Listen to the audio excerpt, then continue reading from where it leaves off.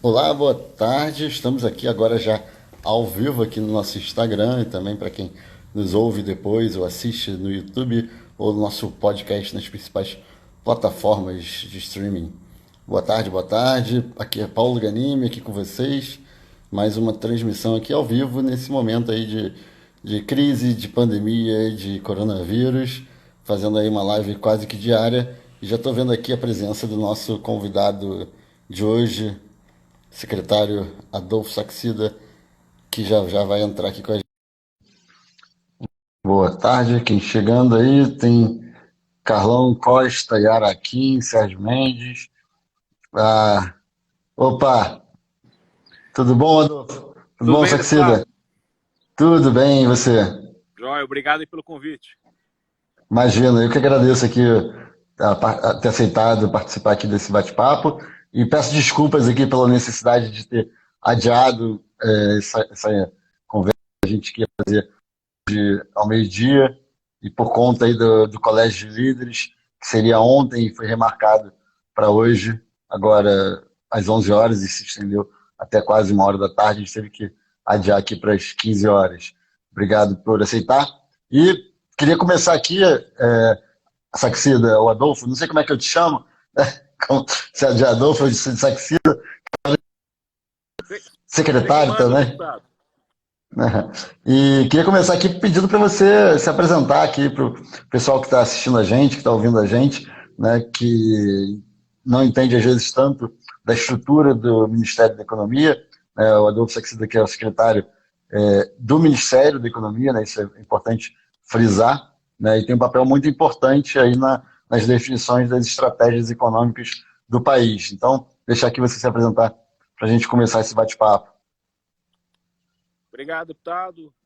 Meu nome é Adolfo Saxida, eu sou secretário de Política Econômica e a Secretaria de Política Econômica ela fica ligada à Secretaria Especial de Fazenda dentro do Ministério da Economia. Então, nosso principal objetivo é a formulação de políticas econômicas para seguir os objetivos traçados pelo ministro Paulo Guedes. Então, o ministro Paulo Guedes ele tem uma série de propostas e parte delas a nossa secretaria se encarrega de tentar formular, elaborar e tocar adiante. Muito bem, obrigado. E, Adolfo, como é que é trabalhar numa secretaria que define estratégias num momento em que por aí que nem ninguém no mundo sabe como atuar, seja no lado econômico, seja no lado de saúde pública, né, com relação à crise da pandemia? É um tremendo desafio, deputado. Mas, assim, sendo muito honesto com o senhor e para todos que estão nos ouvindo, a nossa equipe, ela se preparou a vida inteira para isso. Tal como o senhor, eu tenho certeza. Porque esse é o momento de que os grandes nomes vão aparecer. Estão aparecendo no Congresso, estão aparecendo no Senado, estão aparecendo nas lideranças.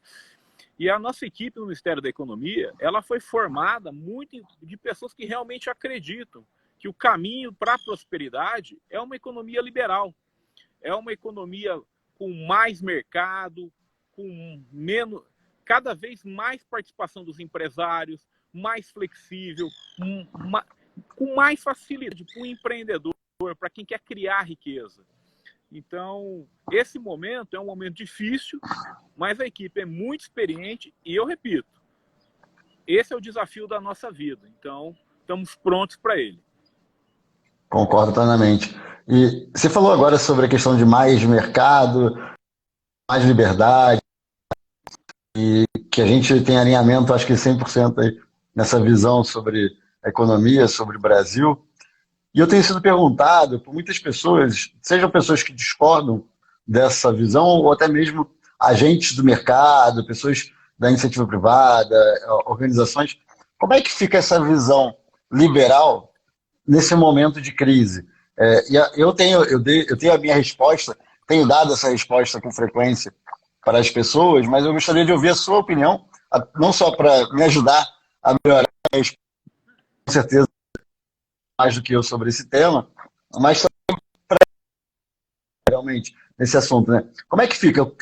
O liberalismo é colocado em xeque nesse momento de crise da pandemia ou não? E como é que a gente reage a isso? Essa é uma pergunta, não sei se estava aí no seu script, mas que eu acho que é interessante falar, ainda mais que você puxou esse tema agora. Pelo contrário, esse é o grande momento do liberalismo. Veja, o liberalismo, uma das pernas dele é a fraternidade. Nesse ponto, o ministro Paulo Guedes cansa de falar. Não existe liberalismo sem fraternidade. Quando você vai para a Universidade de Chicago, que é o berço do liberalismo econômico, você tem lá o Friedman, que defendia o quê? Um auxílio para a população mais pobre.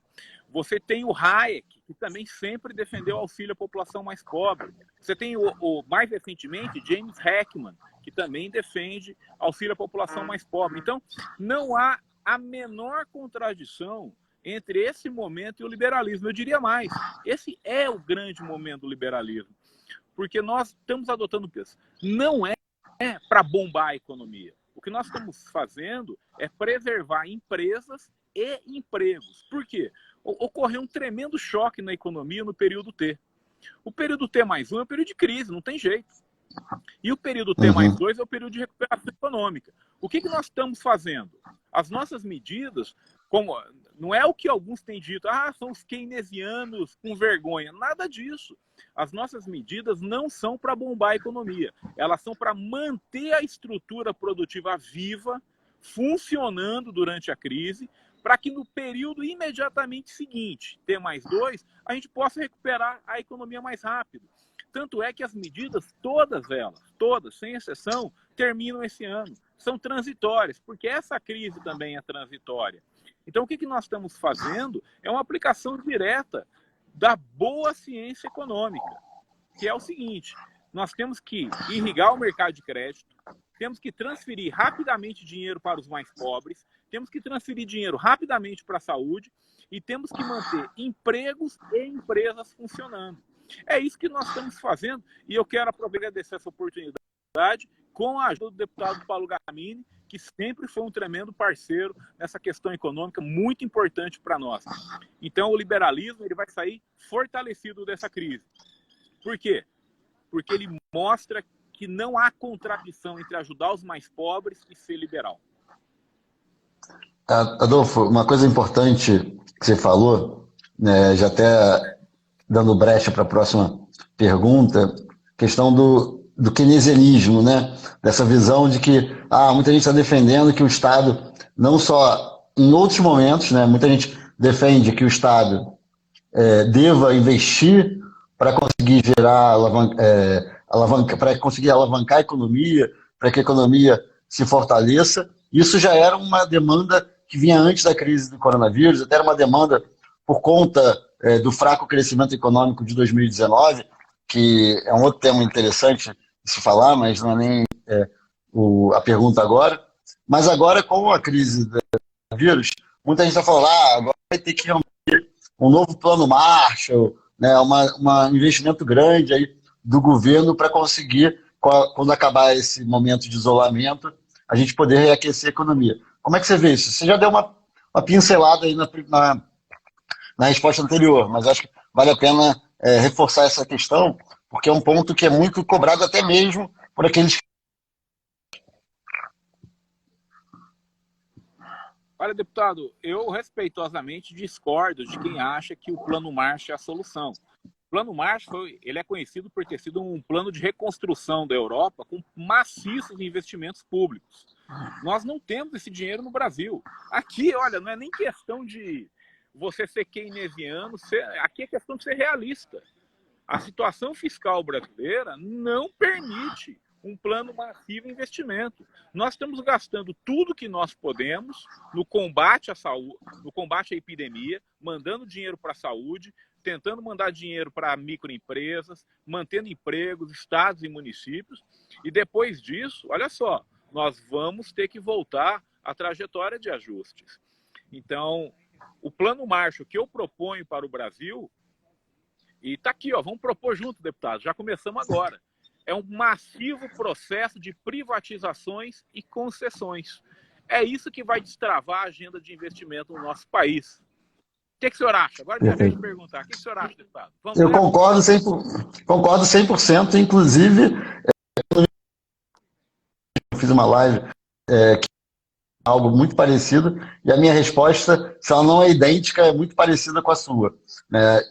E é uma questão até que foge, como você bem falou agora, Adolfo, foge a questão conceitual, né? Tem a questão conceitual da gente achar que não deveria ser o Estado investindo, até por uma questão de ajuste fiscal e tudo mais, mas tem uma questão prática, né? Não tem o dinheiro não existe. O dinheiro hoje do orçamento da União está todo ele, ou quase todo ele, comprometido com. Não estou falando nem agora da crise, não, estou falando num momento normal, de normalidade, está quase todo ele comprometido com o pagamento de folha, né, de pessoal ou de previdência. Então, realmente não sobra dinheiro. E a gente viu isso no orçamento de 2020, que é quase nada que se sobra para investimento. Então, eu concordo plenamente, tem que trazer, tem que acabar com o preconceito que se tem no Brasil do investimento privado em diversas áreas da economia, diversos setores da economia, né, trazer dinheiro, e tem muito dinheiro lá fora disponível, tem dinheiro aqui dentro disponível também, então a gente está muito alinhado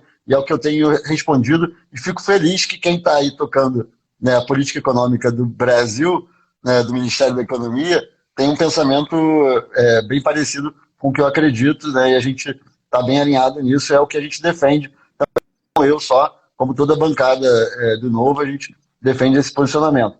Então é perfeito o posicionamento. Só que agora o pessoal está colocando aqui uma pergunta, inclusive vou pedir aqui para o pessoal que está assistindo a gente, estou conversando hoje aqui com o Adolfo Saxida, que é secretário de Política Econômica do. O pessoal pode perguntar, que eu vou aqui trazendo as perguntas aos pouquinhos ao longo da conversa. Mas uma das perguntas que está sendo colocada aqui ok, a gente concorda com tudo que a gente falou até agora. Só que a gente está num momento especial. Por conta da pandemia, a gente seja diretamente o governo federal, o executivo, né, aprovando via medida provisória, ou via resolução, decreto, algumas medidas que vão onerar bastante o orçamento da União, e algumas estão vindo do Congresso Nacional, né? E como é que fica isso depois da crise? Todo esse dinheiro que está sendo, pelo que, se eu não me engano, não estou nem falando de despesas diretas com a saúde, mas só de distribuição de dinheiro, seja diretamente através das políticas, né, para apoio às micro e pequenas empresas, às grandes empresas, ao trabalhador, o pessoal que é autônomo, o liberal, o informal, profissional liberal, informal, que está recebendo uma ajuda do governo, os estados e municípios, que tem toda essa polêmica aí sobre o PLP 149, mas independente da polêmica, agora a questão é a seguinte, tem cerca de 500 bilhões já, e estima-se 1 trilhão em termos de gastos aí com a pandemia. Como é que vai ficar o depois? Como é que a gente vai pagar essa conta? E aí teve a pergunta aqui, deixa eu ver quem colocou, se isso não vai depois cair no nosso colo, né? Se todas essas políticas, como é que a gente vai pagar isso sem aumentar imposto, sem criar todo um ônus para a população nos próximos anos? Por mais que você tenha falado muito bem, o que é importante frisar e que a gente tem destacado muito, é que todas as medidas que a gente fez até agora são pontuais, são para 2020. Porém, a conta vai ficar para depois ou não? Essa, acho que é a pergunta que fica aí. Aqui, deputado, o senhor, a gente já tem uma relação antiga, eu sempre sou uma pessoa muito clara. Então, assim, vou ser bem claro aqui, não há dúvidas que essa conta vai ficar para a população. O Estado, desde Bastide, você sabe disso. Ele é uma ficção. Você cria o Estado, mas assim, ele não cria dinheiro. O dinheiro, inevitavelmente, já indo à população. É por isso que nós sofremos, creio eu, algumas críticas injustas. Porque, veja, nós não podemos ficar liberando dinheiro a todo momento. Por quê? Porque a cada centavo a mais que nós gastamos é um centavo que nós vamos ter que tirar da população depois. O senhor bem sabe disso e tenho certeza que a população brasileira está entendendo isso. Então, qual é a nossa preocupação número 1? O choque é transitório. Então, as medidas têm que ser igualmente transitórias. Faz sentido intervir na economia agora? Faz, não tem jeito. Só para dar um dado para o senhor, deputado, famílias que moram, isso é dado da PNAD contínua, famílias que moram em residência, onde mais da metade da renda venha do setor informal, essas famílias tiveram uma queda de renda entre 70% e 80%. Você está falando que um cara que ganhava 1.000 passou a ganhar R$200. Veja, não há como você não ajudar por 3 meses numa situação dessa. E repito, você sabe que a crise é por 3 meses. Então nós estamos tomando todo o cuidado do mundo, estamos gastando dinheiro, é um dinheiro expressivo. Então algumas pessoas disseram que não era expressivo. É expressivo, sim. A magnitude de dinheiro que o Brasil equivale a países da OCDE. Ela está acima do montante de países em desenvolvimento. Então, estamos gastando bastante. Está bem direcionado. Está para pessoas pobres, para a saúde, para manter empregos, para manter empresas e para estados e municípios. Então, está bem direcionado. Agora, como é que nós vamos sair dela? Passo a passo. Assim que chegar 2021, nós vamos ter que retomar a nossa estratégia. Consolidação fiscal e combate à má alocação de recursos. Então, o que nós vamos ter que fazer? Voltar à agenda que nós estávamos tendo. Olha só como aquela agenda estava tendo sucesso. Nós aprovamos, junto com o Congresso Nacional, a maior mudança estrutural da história da Previdência. Mudamos, junto com o Congresso Nacional, a maior mudança estrutural do FGTS. Junto com o Congresso Nacional, aprovamos a cessão onerosa, que foi a maior cessão onerosa da história. E agora, quando você olha janeiro, fevereiro de 2020, o Tesouro Nacional... Opa, tivemos um probleminha aqui de comunicação. Ah, voltou. Então, o Tesouro, deixa eu mudar de lugar. O Tesouro Nacional estava estimando em fevereiro de 2020 que o Brasil iria economizar 419 bilhões de reais com o pagamento de juros. Por quê? Porque nós fizemos o nosso dever de casa. Nós fizemos uma consolidação fiscal, a Previdência. Então, o que nós vamos fazer é voltar essa agenda passo a passo. E eu tenho certeza que o Congresso Nacional vai ser parceiro como foi até agora. Eu vejo, às vezes, as pessoas... Ah, está tendo ruído aqui, está tendo ruído ali. O deputado pode falar melhor do que eu. Mas a agenda econômica tem andado. E eu tenho certeza que vai continuar andando. Como é que nós vamos colocar a questão fiscal em ordem? Como qualquer democracia no mundo faz. Com muita conversa, com muito diálogo, passo a passo. Algumas pessoas estão perguntando aqui, teve uma pergunta, cadê? Deixa eu voltar aqui, do Daniel, acho que é o Daniel. Cadê? A questão de defender o misallocation, né? Ou seja, alocação ruim desses recursos que a gente está usando agora, como você falou, é muito dinheiro sendo colocado. Como é que faz esse balanço, né, entre eu tenho que ajudar porque as pessoas estão sem dinheiro, você falou bem, de R$1.000, uma pessoa agora está ganhando R$200, ou até, dependendo da pessoa, não está ganhando nada. Então a gente entende que precisa colocar dinheiro de alguma forma na economia, até porque a economia não está funcionando, né? Então a gente precisa de alguma forma fazer com que ela funcione, mesmo que seja de forma precária, mas sem também botar dinheiro demais, ou seja, o remédio na dose certa, né? Pouco remédio não ajuda, remédio demais também não é bom. Como é que chega nessa dose certa do remédio adequado para enfrentar essa crise? A gente isso para essa análise, ou é um pouco teste e com tentativa e erro, e a gente vai ajustando na caminhada? Essa é uma pergunta importante e a resposta o senhor deu, é ajustando na caminhada. Se vocês notarem, o anúncio que o Brasil fez de combate à epidemia foi diferente dos Estados Unidos, da Alemanha. Estados Unidos e Alemanha lançaram massivos programas de uma vez só. O Brasil não. Nós, cientes da nossa dificuldade fiscal, o que nós fizemos? Nós estamos fazendo anúncios semanais. Então, se você pegar as últimas 3 semanas, 4 semanas, você vai ver que cada semana tinha um anúncio. Justamente por causa disso. Você fazia um anúncio, verificava se a medida mais ou menos estava bem endereçada, continuava, checava. E foi por isso que, em vez de fazer um grande anúncio, nós fizemos várias ondas de anúncio, um após o outro, para ir calibrando, para ir tendo certeza que o dinheiro vai chegar no local correto. Agora, aqui, a gente tem que ser muito honesto também. Em estatística, tem erro tipo 1 e tipo 2. Não vou me detalhar nisso aqui.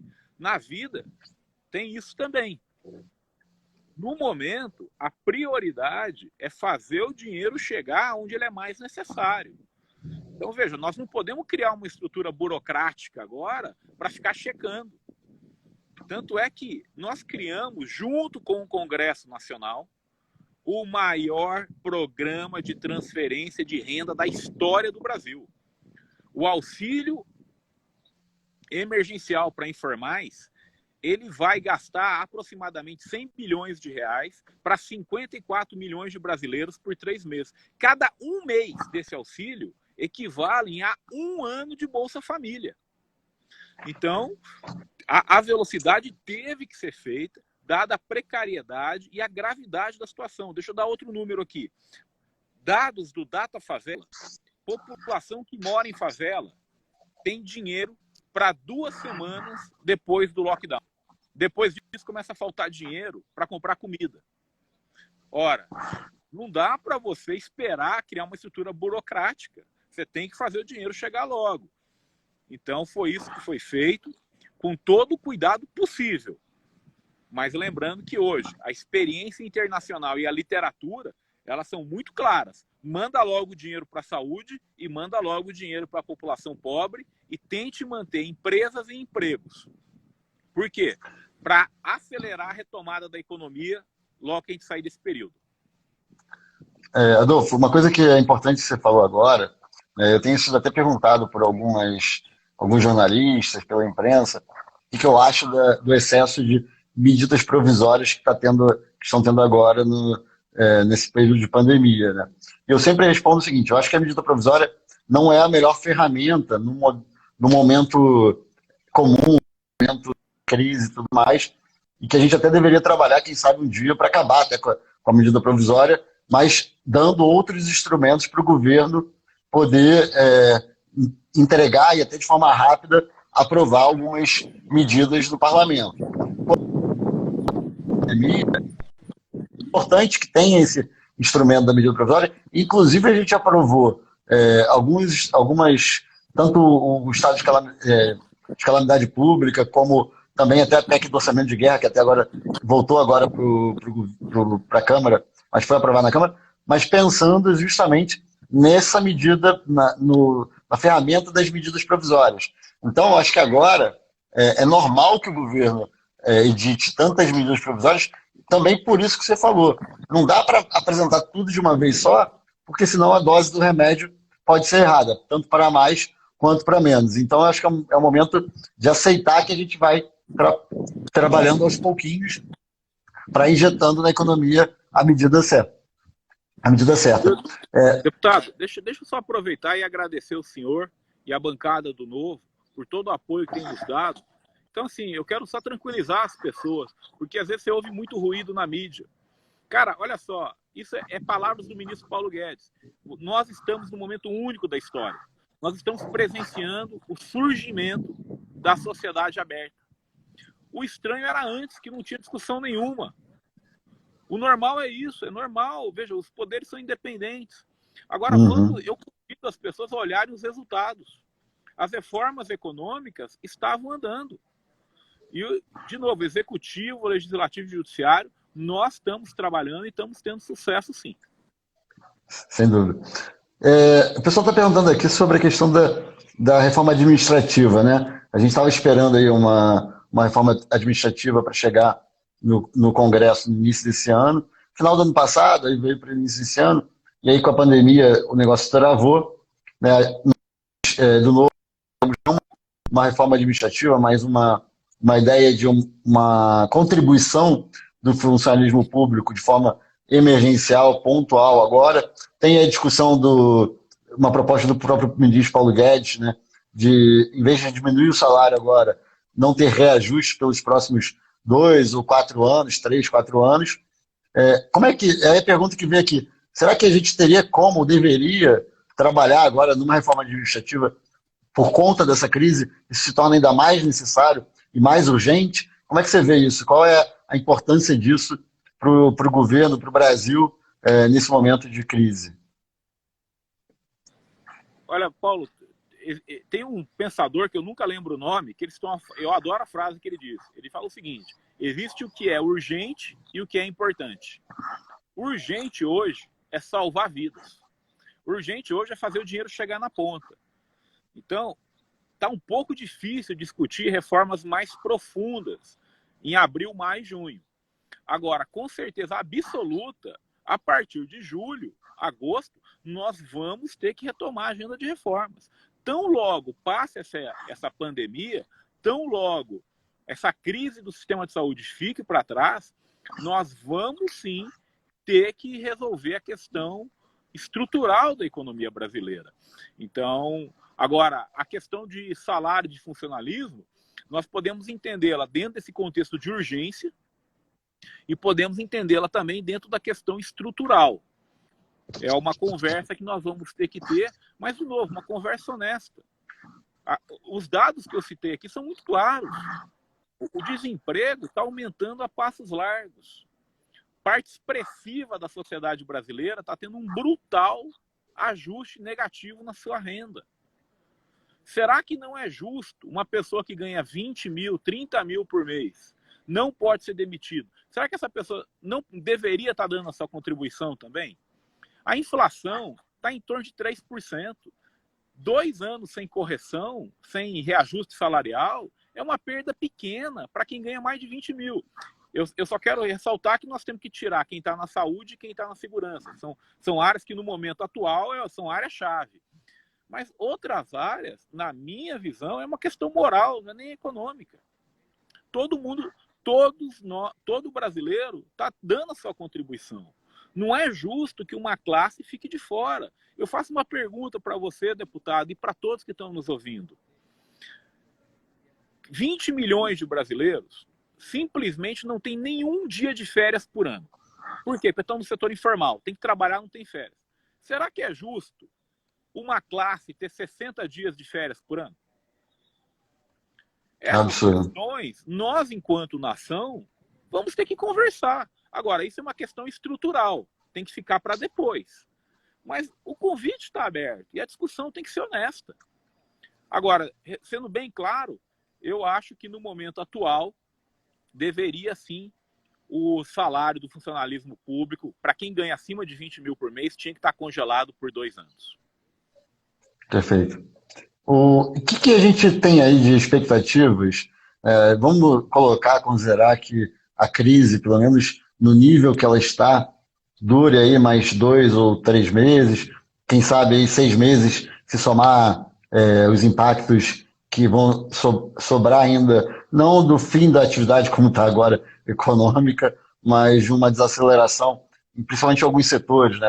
Eu imagino que a gente comece a voltar, né, a ter algumas atividades com mais vigor já no próximo mês, mas, de fato, eventos, né, viagens, né, bares, restaurantes, tudo mais, eu acho que ainda vão sofrer um pouco mais, pelo menos a minha visão do que deve acontecer, né, porque, de forma geral, as pessoas vão começar a se adaptar a essa nova realidade, né, e a estimativa aí é que essa nova realidade, né, de precaução com a saúde, não mais com isolamento, mas sim voltando aos pouquinhos às atividades, né, escolas e as empresas a funcionarem, mas que a gente vai continuar aí com um impacto menor do que o de agora, mas um impacto ainda significativo por mais alguns meses. Né?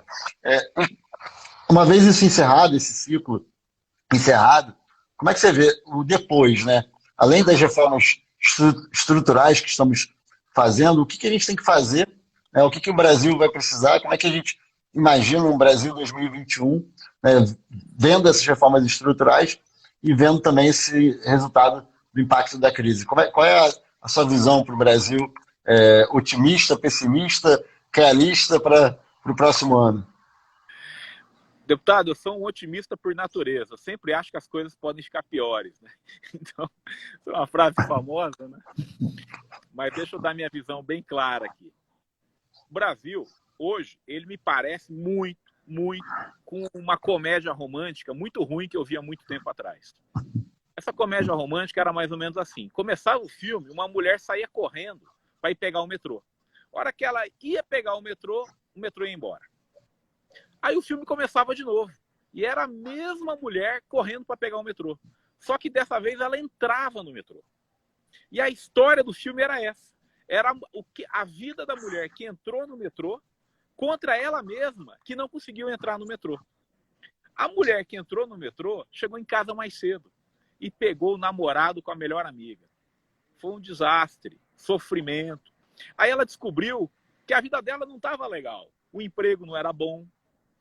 E aí ela foi reconstruindo a vida. E chegou no final do filme, ela estava realizada. Já aquela mulher que perdeu o metrô, ela chegou em casa mais tarde, não descobriu que o namorado era um sacana, continuou num emprego ruim. Só que chegou no final do filme, ela descobriu tudo. E teve que fazer os mesmos ajustes de antes. Ela só perdeu tempo. O que eu posso dizer para o senhor, deputado, é que o Brasil tem que decidir se nós vamos entrar no metrô ou não. Nós vamos enfrentar os grandes desafios que nós temos que enfrentar. E aqui eu vou ser bem direto para o senhor. Nós vamos enfrentar o cartório? Até quando nós vamos tolerar cartórios? Nós vamos abrir a economia? Até quando a nossa economia vai continuar fechada? Nós vamos privatizar empresas? Nós vamos aprovar saneamento básico? Nós vamos fazer as grandes reformas que o nosso país precisa? Ou nós vamos continuar perdendo o metrô para sempre? Eu tenho certeza que o presidente Jair Bolsonaro foi eleito com uma agenda de reformas. Ele foi eleito com uma pauta pró-mercado. O ministro Paulo Guedes é muito claro, é uma pauta pró-mercado. É isso que nós temos que ir em frente. É fazer e colocar em prática, com a graça de Deus, junto com o Congresso Nacional e com o Superior Tribunal Federal, o Supremo Tribunal Federal, uma pauta pró-mercado. É assim que nós vamos sair dessa crise, é assim que eu vejo o Brasil. É a nossa chance, de uma vez por todas, entrarmos no metrô e deixar esse passado para trás. Eu concordo plenamente com você. E o Gustavo Saxida, imagino que seja seu parente, seu irmão, talvez. Ô, meu irmão, tá aqui, um beijo aí, irmão. seu irmão está aí assistindo a gente, disse também que a gente vai sair mais forte dessa crise. E o presidente Bonoro aqui está dizendo que o nome do filme que você citou é o Sliding Doors, não sei se é Sliding Doors que se fala, mas é alguma coisa parecida com isso, o nome do filme que você citou. E o pessoal aqui está elogiando aqui a sua fala e tudo mais. E eu acho que você tocou num ponto muito importante, Adolfo, que é a questão da coragem para enfrentar essa agenda, né? E eu acho que uma coisa que a gente tem agora no parlamento, independente da força política de cada um, mas a gente tem cada vez mais deputados e senadores também tendo coragem de falar coisas que a gente não tinha antes, porque eram posicionamentos que não são tão populares, né? Que não são populistas, que geralmente enfrentam a visão mais simplista da solução de problema. Uma coisa que a gente fala muito lá na Câmara é que para todo problema complexo tem uma solução simples ruim, né? É o que eu mais vejo lá. A quantidade de projetos de lei, eu participo ainda, né, que está parado agora, da Comissão de Finanças e Tributação, em que todos os projetos que têm impacto fiscal passam por lá. Era muito projeto que tinha até um mérito bom, né, no sentido de com um fundamento, no sentido de eu quero ajudar uma parte da população, eu vou propor alguma coisa que realmente atende uma parte da população. Só que quando você olhava lá o impacto fiscal daquilo, e consequentemente quem iria pagar por aquela medida, você via que na verdade era uma medida muito ruim. Isso é o que a gente mais tem ali no Congresso, ou pelo menos é uma coisa que tem com muita frequência ali no Congresso, e poucas pessoas têm coragem de dizer, não, isso aqui é ruim, porque olha só, você está ajudando alguém que é de classe média, por exemplo, mas quem está pagando a conta por isso é o cara que é mais pobre até, né, do que aquele que está sendo beneficiado por aquela medida. Isso é muito ruim, é o que a gente vê com muita frequência, né, e a gente tem agora esse grupo de parlamentares, eu não estou falando só do Novo, não, estou falando inclusive de outros partidos e de quase todos os partidos, parlamentares que têm a coragem de chegar lá e falar, não, olha só, isso aqui parece ser ruim, mas é bom. Ou isso aqui parece ser bom, mas é ruim. Porque o impacto de longo prazo ele é pior, né? O efeito colateral daquele medicamento que está sendo colocado ali para resolver um problema, ele é maior do que a solução que está sendo dada. Isso é importante, exatamente o que você falou. É ter coragem de pegar o trem e fazer com que a gente mude a realidade do Brasil, mesmo se no curto prazo isso possa aparentar ser uma consequência ruim.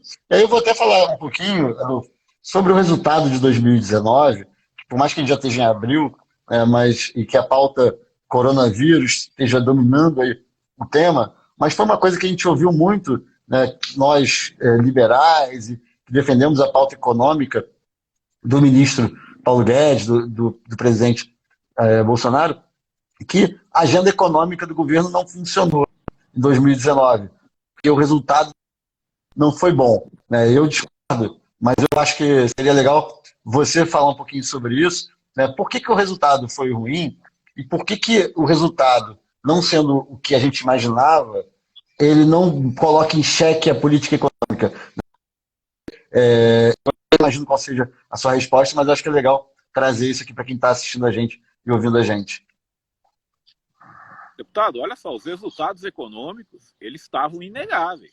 O que acontece, assim, deixa eu pontuar aqui.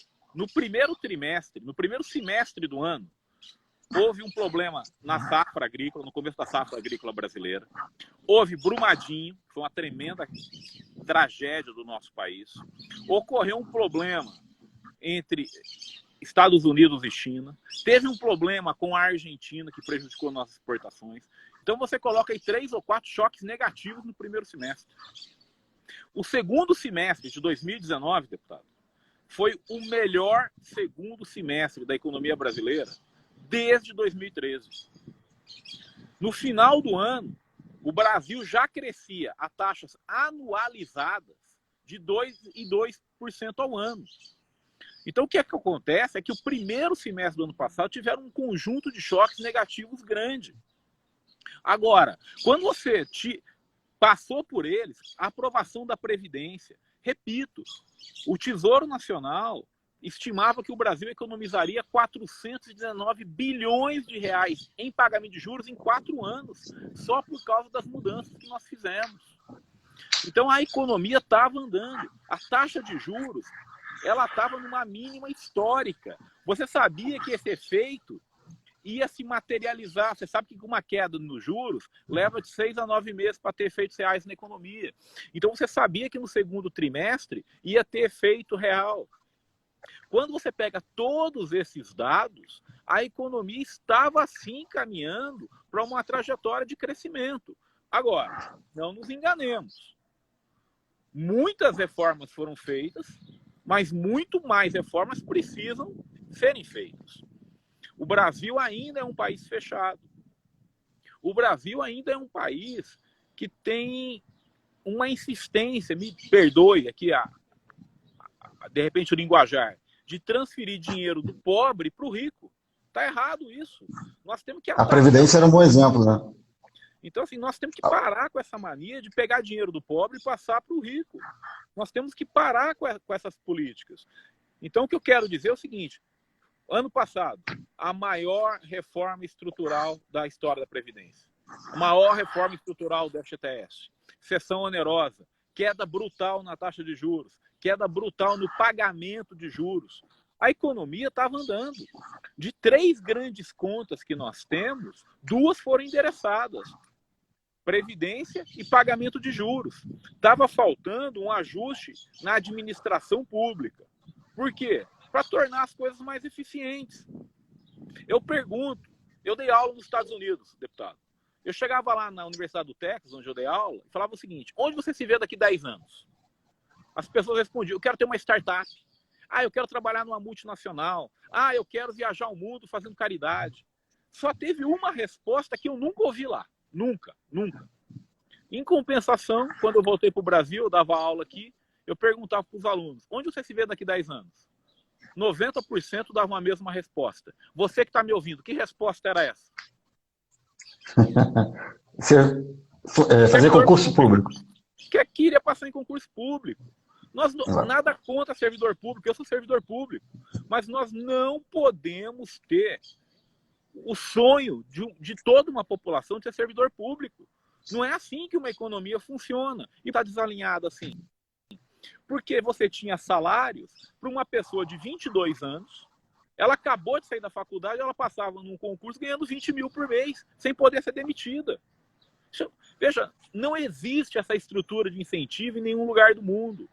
Você entrar, com 22 anos, você entrava ganhando 20 mil, em 7 anos você chegava no topo da carreira. Com menos de 30, você estava ganhando 25, 26 mil por mês, sem poder ser demitido. Então, a pergunta que eu faço é justo isso? Está correto isso? Nem um pouco. É essa a estrutura de país que nós queremos? Tem um estudo da Universidade de Cambridge, se eu não me engano é o Thiago Cavalcante, o autor, que mostra o seguinte: se o salário do funcionalismo público fosse reduzido em 6 pontos percentuais e as condições de previdência igualadas, o PIB per capita brasileiro cresceria 17% em equilíbrio. O que é isso? Isso é correção de má alocação de recursos. Eu não posso, deputado, investir no engenheiro do ITA por anos, para esse cara sair do ITA com um capital humano gigante e fazer um concurso onde ele vai ser outra coisa que não engenheiro. Isso é dinheiro jogado fora. As nossas universidades hoje não, mas alguns anos atrás, estavam formando pessoas, única e exclusiva, boa parte delas, para ser funcionário público. Está errado isso. Então, a reforma administrativa, que é a terceira reforma que o ministro fala, ela tem que vir aqui para a gente discutir. Mas não é só econômico, é moral. Será que está certo uma categoria ter 60 dias de férias por ano? Eu estou perguntando de maneira honesta, arriscando que eu acho que essa discussão honesta tem que ser feita no Brasil. 40 milhões de brasileiros, 20 milhões de brasileiros não têm um único dia de férias por ano, porque são informais. E nós vamos lá e para um grupo damos 60 dias de férias por ano. Será que está certo você pagar bônus para funcionário público? Ele já ganha 30 mil, aí ele bate meta, ganha mais 3 mil, 4 mil. Veja, se é justo, vamos fazer da maneira correta. Mas se não é justo, vamos ter uma conversa franca com a sociedade brasileira e vamos endereçar esses pontos. É isso que eu peço. Eu não sou o dono da verdade. Eu só quero uma conversa concordo. franca. Por isso que eu estou agradecendo. Concordo plenamente contigo, Rodolfo. E tem mais saxidas aqui na conversa. Sua irmã ficou com ciúmes aqui. Acho que é Fireley Saxida. E tem a Madalena Calvana. Exatamente. Saxida, que também está assistindo a gente aqui. Ah, Madalena. Parabéns aí pelo filhão aí, e pelo irmão. Muita pergunta aqui, muitos comentários. Uma coisa que é importante, o Doca, imagino que seja Pedro, né, ele falou que tem muito funcionário público também, e tem realmente muito funcionário público, mas outra coisa que é importante frisar, né, Adolfo? Ninguém aqui, nem eu, nem você mesmo, tem até mais credibilidade para falar sobre isso, porque você é funcionário público, ninguém aqui é contra o funcionário público, né? O funcionário público tem um papel fundamental. E hoje eu estou funcionário público, não formalmente, mas sou um servidor público, né? E a gente entende que tanto a política quanto os cargos administrativos, médicos, policiais, todos esses têm um papel fundamental no país. A grande questão é que a gente não tem os incentivos corretos, né? Os incentivos inclusive você falou aqui uma coisa que é um tema polêmico, a questão do bônus, né? Eu não seria contra o bônus se ele fosse feito de forma correta, que até inclusive você iria estimular o funcionário público a entregar mais resultado, né? Ter metas, indicadores, e de repente seria até uma forma de colocar a meritocracia dentro do funcionalismo público de alguma forma. Agora eu concordo contigo que tem funcionário público que ganha bônus e todo mundo ganha igual, ou seja, o cara ganha um salário altíssimo e ainda ganha bônus todo mundo igual, ou seja, não tem menor incentivo, né? Não é um programa de incentivo, né?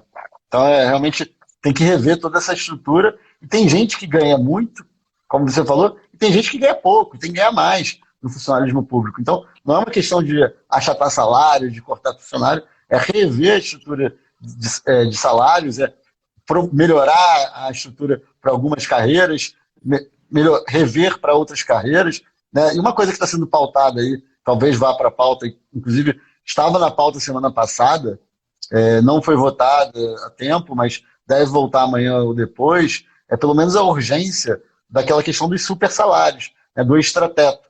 Os salários principalmente do judiciário, quase que não tem isso, ou se tem é muito pouco no executivo, mas no judiciário tem aqueles juízes, desembargadores, Ministério Público também, que recebem acima do teto constitucional, que é um outro absurdo, né? Também acho que, não estou entrando aqui no mérito se eles deveriam ganhar mais ou menos, mas sim a forma como eles ganham, que são através dos penduricários, é algo, para mim, muito imoral também, que deveria ser revisto. Espero que a gente tenha coragem na Câmara de pautar isso e votar essa semana, porque a pressão do funcionalismo público é muito grande, né, nesse sentido.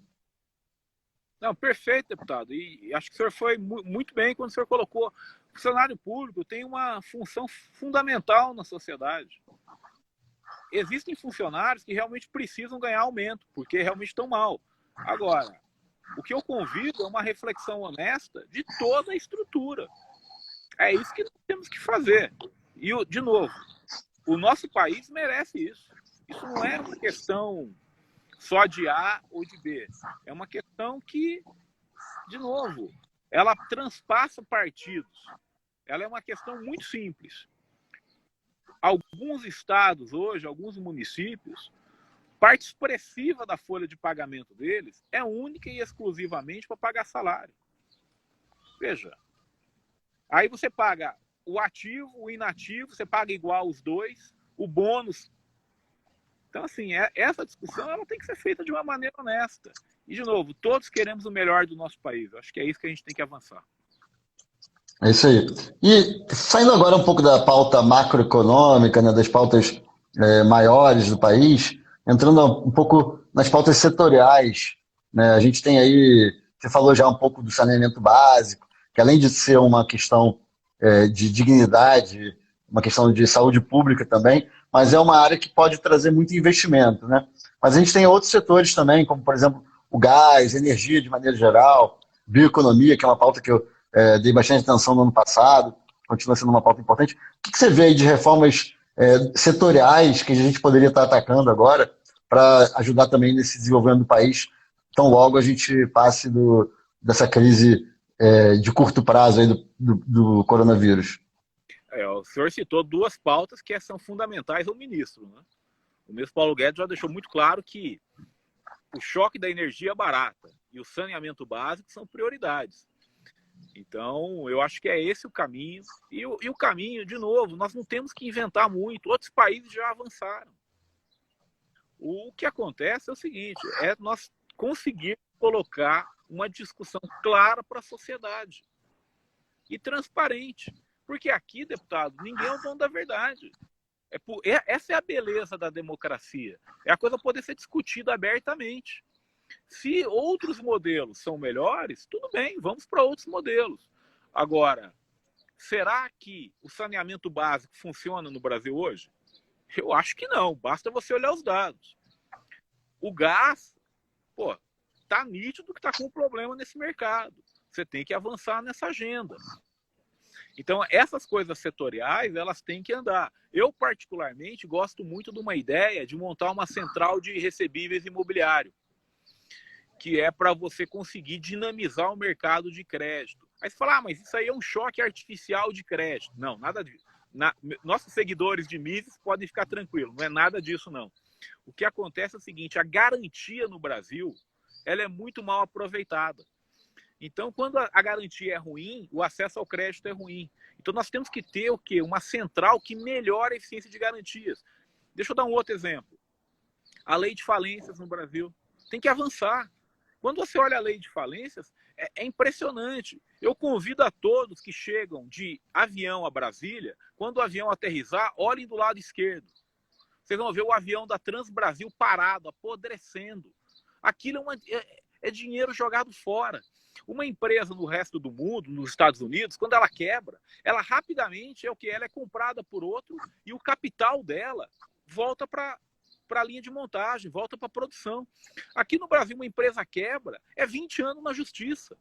Isso é uma perda de produto, de estoque de capital muito grande. Então, outra agenda que nós temos que avançar urgentemente é a agenda também da recuperação judicial, da lei de falências.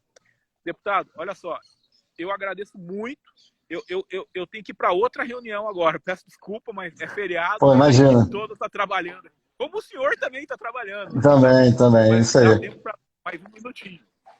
Não, tá bom. Vou encerrar aqui falando aqui dessa questão da lei de falências, que você citou, que também já está na pauta na Câmara há algum tempo, né? Até o deputado Hugo Leal é o relator, já saiu, já voltou. Espero que ela volte com força em breve para a gente poder pautar esse tema. Adolfo, muito obrigado pela conversa, foi ótimo, obrigado pela sua disponibilidade, obrigado por ter se adaptado também aí ao horário, né? A questão do Colégio de Líderes que atrapalhou nosso horário original. Obrigado também para quem assistiu a gente, quem está assistindo, vai assistir depois ou vai ouvir a gente. Eu vou botar também no meu podcast, para quem puder ouvir depois.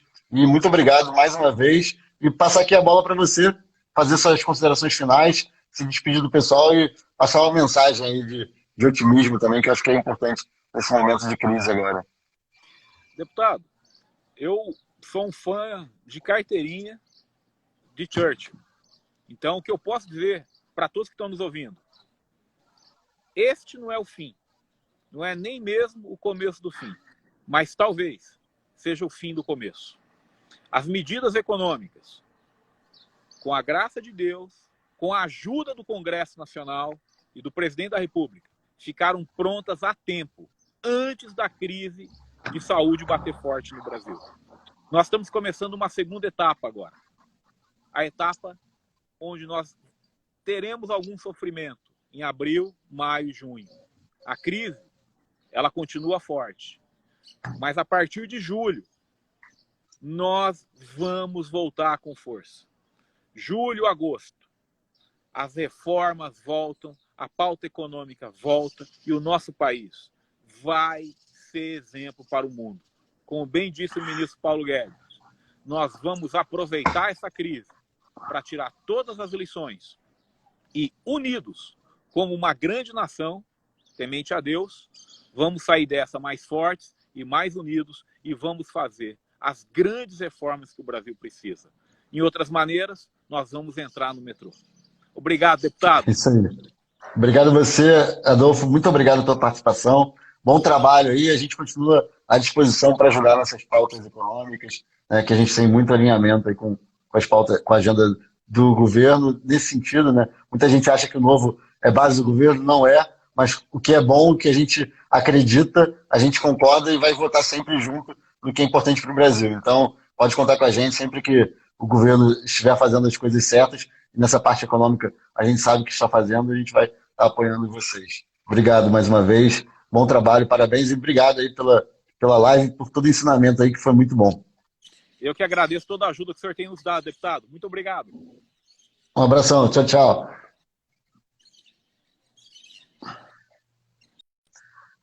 Pessoal, só para responder aqui, encerrando aqui a live, muito boa aqui com o nosso secretário. Alguém me perguntou onde é que fica o podcast. Está em quase todas as plataformas, Spotify, Deezer, na Amazon, é o Apple. Na Apple, sempre confundo, é o Conversa com Ganime, vocês podem assistir, me ouvir lá falando. E geral, é um podcast novo, a gente começou tem pouco tempo, que tem o conteúdo, por enquanto, das lives que eu tenho feito aqui nesse momento de crise, mas em breve a gente vai ter uma programação também especial para o podcast. Então, quem não pôde ouvir a gente aqui, pode ouvir. E quem perdeu as últimas lives também vai estar lá no meu podcast. E daqui a pouquinho, às 5 horas, eu vou estar participando. Eu vou estar como convidado a um podcast sobre o impacto da crise no mercado da gastronomia, bares e restaurantes e tudo mais, com o meu amigo Flávio Gassola. Um abraço, gente. E até daqui a pouco aqui também no Instagram e também depois vai estar disponível para vocês no podcast. Um abraço para vocês. Até mais. Tchau, tchau, gente.